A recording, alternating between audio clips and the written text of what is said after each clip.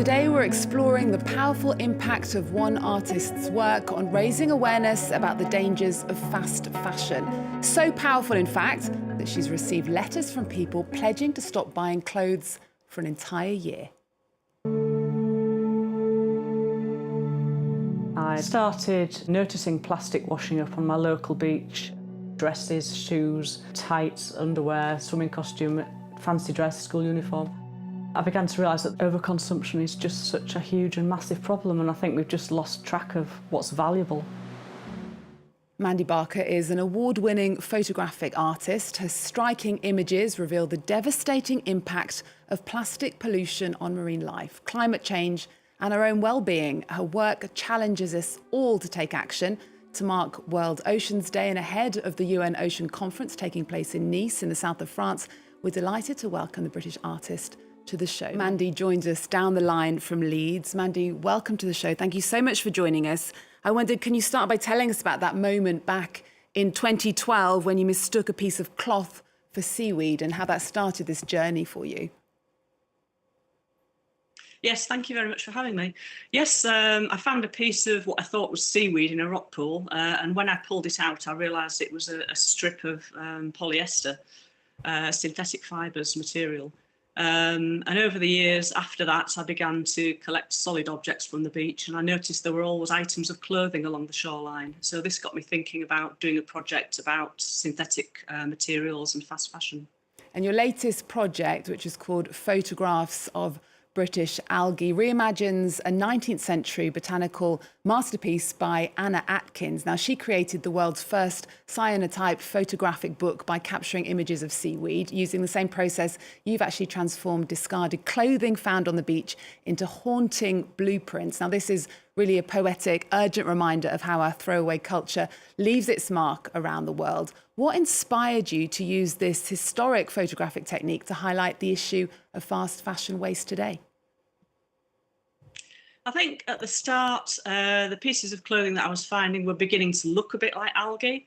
And when I came across Anna Atkins' work, I realised that back then in the 1800s, you know, this sort of issue wasn't apparent. We didn't have clothing floating around in the ocean. So I thought that if I could use this historical process and technique, I could raise awareness of this current climate issue. And you collected clothing waste from more than 120 locations around Britain's coastlines. Can you share a particularly striking or memorable piece that you found and what it represented for you?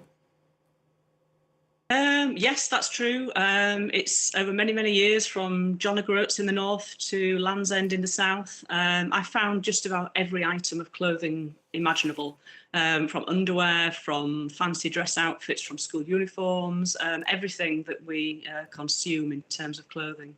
Yeah, I mean, nothing in particular, but just the amount and the wide selection, it just makes you think about how much we consume, you know, in terms of clothing. And considering we've got enough clothing on the planet now for the next 6 generations, it's a particularly shocking amount. Now, so many artists, Mandy, are inspired by the sea. I want to share the powerful work of French magnum photographer Jean Gomez now. His images explore life at sea. After decades spent sailing the oceans, Gomez has been awarded the official title of naval artist.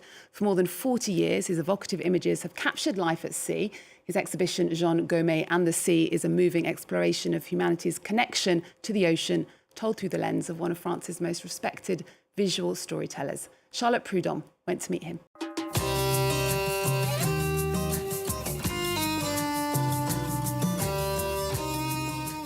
His subjects have included fishermen at work and the women on land who gut the catch to sell at market.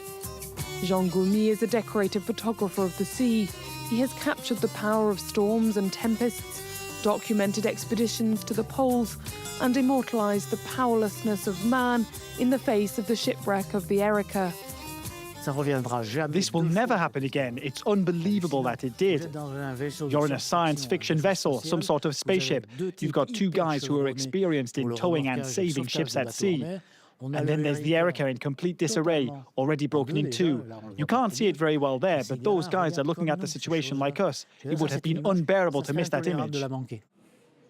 The tanker sank off the coast of Brittany in 1999, releasing 20,000 tons of fuel into the ocean.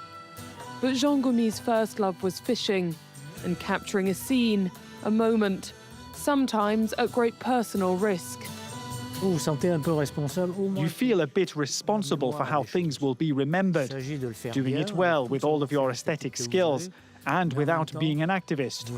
You are involved. You get your hands dirty, you really do. You aren't there to be a tourist. The Paris Navy Museum is exhibiting nearly 150 photos by Jean Gomy. He always seeks out proximity with his subjects. There's an expression he uses, all together alone. So he tries to share the everyday with the people he photographs, to understand what they live with, what they're subjected to, and to record the world as it is today. Jean Gomy's work provides an insight into the human lives of our oceans. On the same theme, the museum is running another photography exhibition through a historical lens entitled Fishing Beyond the Clichés. And that exhibition at the Paris Navy Museum runs until August. I'm joined down the line now by British artist Mandy Barker for World Oceans Day, which is the 8th of June. And the UN Ocean Conference also takes place in Nice between the 9th and the 13th of June, Mandy. Some of your work is actually being showcased during this conference. What message do you hope that decision makers and the public will take away from your work about the urgency of protecting our oceans? I hope that people look at my work, initially they're drawn in by the attractive aesthetics, but then when they read what it represents, it's almost like a stab in the back, it's a kind of a shock as to what we're actually consuming on a huge amount, and then how it's ending up in the oceans. The whole point of the UNOC is to, accelerate action and conserve and sustain the ocean. So this is one of those important messages that I hope they'll take on board. And Mandy, despite the scale of the problem, what has given you hope for the future of our oceans?